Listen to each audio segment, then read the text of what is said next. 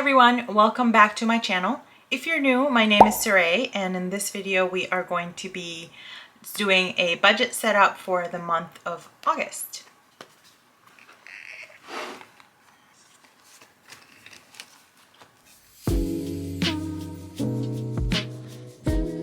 So I'm sort of still working on this section. I've mentioned this before.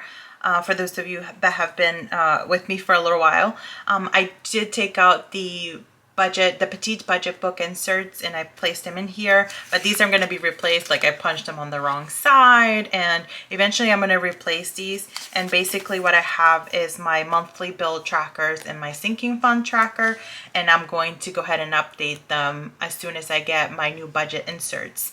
So technically I'm going to be using the Erin Condren A5 budget inserts, but I haven't received them yet. They should be arriving any minute now, but because we're already into August, I need to really get started with my budgeting, and I hadn't had an opportunity to do that. So I decided to uncoil the pages from an A5 budget book from Erin Condren. As you can see, it has the coil holes here, but I just uncoiled it, and it's the same size. I rounded the corners and then I punched them, and I also did my little slit there so that I can start planning the month of August for my budgeting.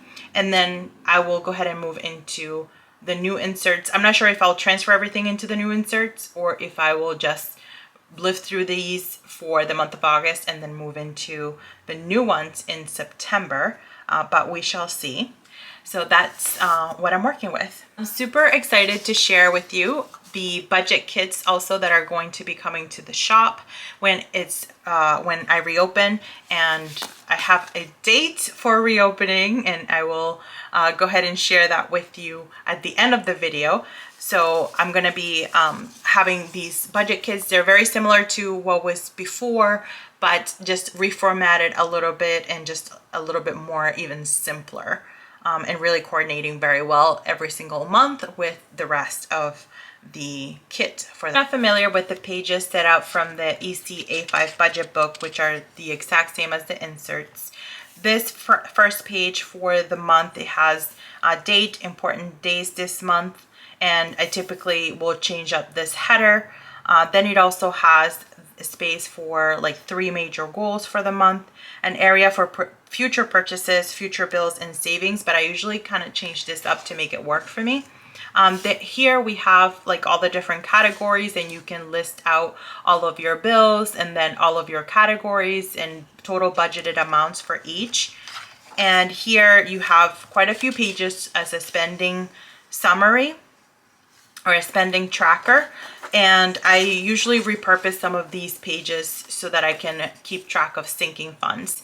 If you're not familiar with sinking funds, essentially they're just a recurring or one time or more than one time bills during the year that are not typically due every single month. So let's say, for example, I'll use like our homeowners insurance, for instance. So our homeowners insurance is not part of our mortgage payment. It is something that we have to pay once a year, but instead of not saving any money every month towards that purchase and taking out a lump sum when the bill is due, I allocate a monthly amount every single month so that by the time the bill is due, we already have those funds in place. So essentially that's what sinking funds are. So I keep a running list of those sinking funds, and I'll go ahead and link another budgeting video that I've done in the past where I've broken that down, because essentially my budget has pretty much remained the same.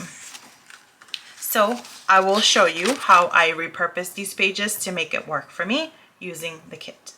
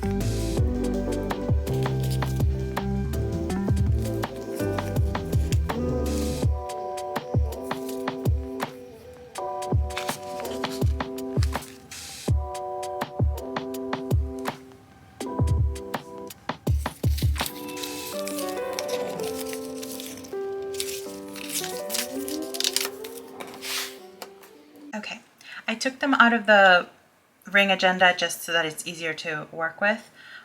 This is not ideal, but I'll just have to live with it for a while until I do get my order in. Now on this side, this is the first page. So I changed this header so that it would list any pending items. So I am a little bit old school. I still write checks every once in a while, or I know that there is a transaction that's pending or a check that hasn't cleared yet. So I'm going to use this space to jot down any pending items.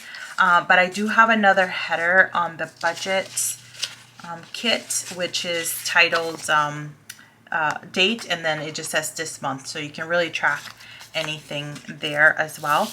And then on this page I have the 3 goals, and I also have the little rating stars. I've been using that for years, where I put 3 little stars and I give myself a rating how I did at the end of the month. Then in this section here for orders, I keep track of any orders that I've placed, for example, Amazon. And this month, I'm thinking of using this as a sort of like a running list of things that I want to do this month that cost money. So for example, maybe I want to start shopping for some fall decor or plan for some last summer activities before the fall gets here. So kind of like a little bit of a bucket list of activities that we want to do, but that cost money, so that I can account for those. And then down here, this is like the savings section. So where I'm going to list my savings goals, I'm going to use this little calendar to track no spend days. And then this little flag would be to list one goal, maybe it's one additional goal around savings that I have for the month.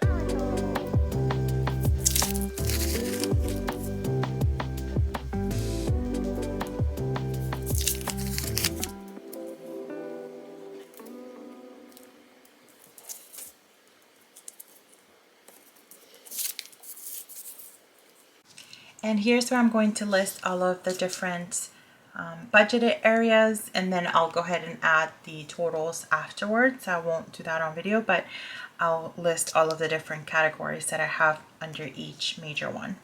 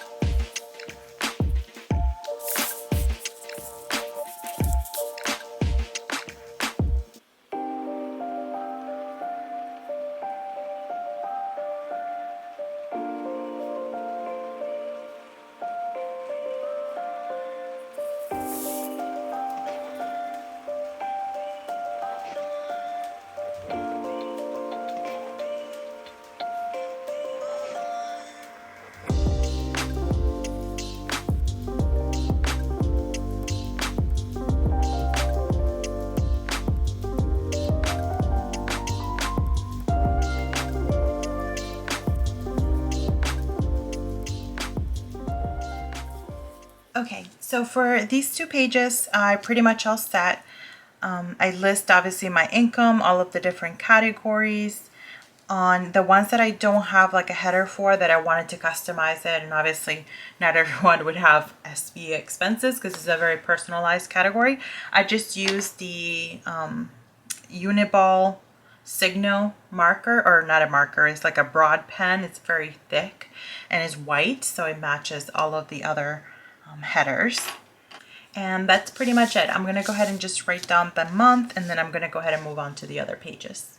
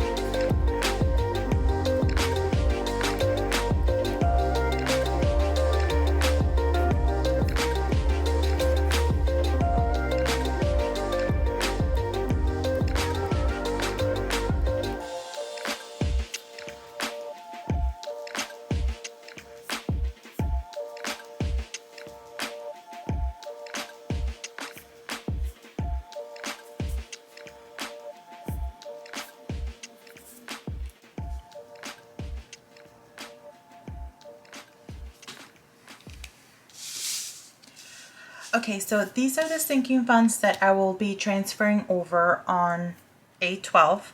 So on 8/12, I will go ahead and add how much I'm adding to each category and how much is the total balance. And then on this page, I will list all of the sinking funds of 8/26. And I'll just basically just do the same thing, but just carry the balances over. If I have any debits for sinking funds, then I can go ahead and add another banner where I list the sinking funds that are being deducted. And that way I can carry that new balance over, because for example, I think this month we have like our water bill. We pay it every quarter, so it's not a monthly bill. And I'll need to deduct the balance from that amount. So I'll just deduct it from there by listing the entry here, and then I just carry this new balance over to this page. On the second page, what I'm going to do is I'm going to keep track of all of my transactions. So this is what the rest of the pages will be for.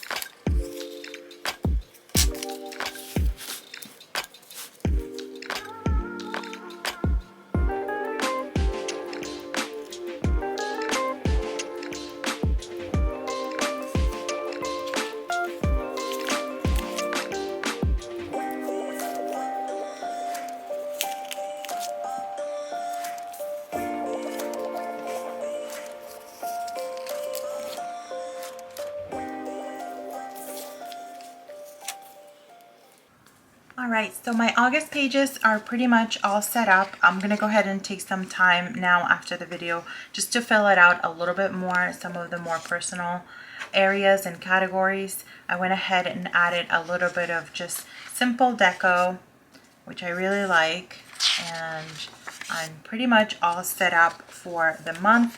As I mentioned, this whole situation is not ideal, but it'll have to do for now, and I'm just trying to make sure I'm staying on track and really getting back into the swing of things with my budget. Let me know if you have any comments or questions on my process down below, and I'd be more than happy to answer those for you. For the reopening of my shop, thank you so much. I've had so many inquiries and requests and messages all around my shop and when it would reopen, and I'm excited to share that I will be reopening on Saturday, August 13th. So I'm super excited about that. I will have some of the old favorites, but they will be reformatted a little bit more simple. Really, I'm really embracing this sort of minimalist, colorful with a little bit of color pops as well, to make it a little bit more fun. And I'm really excited to see what you all think. The other thing is that I am also equally excited to share that I have redesigned my fonts. For many years, I've always gotten requests to create a font, and I had a font creator before, which I absolutely loved, but over these past couple of years, my handwriting has really changed a little bit, and I'm really enjoying the uniqueness of it and how I've just sort of really made it my own. So I decided to revamp the font, and I am so excited to share it with you guys. It will be available in my Etsy shop as well on August 13th when I reopen. So I cannot wait for you guys to see it and try it out if that's something that you're interested in. It is, it's a very delicate font, but really capturing the essence of my handwriting and just the uniqueness or the inconsistent inconsistencies that I tend to display with my handwriting, with my penmanship. So again, I cannot wait for you guys to see it and test it out if that's something that you're interested in. Thank you guys so much for all of your support. I really cannot thank you enough. I hope that you guys enjoyed this video. I hope that you're excited for the shop reopening as well. Let me know again if you have any questions or comments. And as always, friends, I will see you in the next video.